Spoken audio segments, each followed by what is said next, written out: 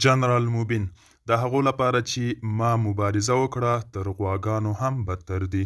سلام، وخت مو په خیر. پام وکړئ د نن ورځې تازه خبر ته. په ټولنیزو شبکو کې د طالبانو یو مبلغ چې ځان ته جنرال موبین وایي او په خپل نظام د انتقاد له وجې بندي له سیاسي څرګندونو منع او اوس د غواګانو فارم لري. تازه په خپل ایکس ادرس خپلو مشرانو ته په اشارې هغوی ته تر غواګانو هم بدتر او بې وفا بللي دي. نوموړي لیکلي کاش چې خپل عمر مې عبث نه وای تیر کړی. وخت ډیر ښه قاضي دی. که اوسنی حالت نه وای راغلی نو ما به هغه خلک چې تر ځان او اولاد راته ګران وو څنګه پیژندلی وای.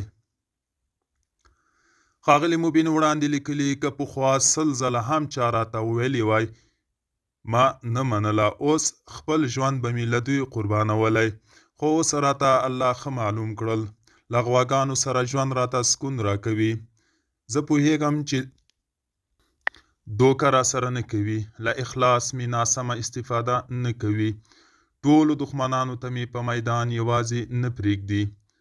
زه واښه ورکوم، دوی شیدې راکوي، د احسان بدل یو په 10 راکوي او زه هم ترې وفا زده کوم. زما غوا زما ژوند. دوستانو، دا و د نن ورځې چمتو کلی خبر. تر بیا مو په الله سپارم. ښې چارې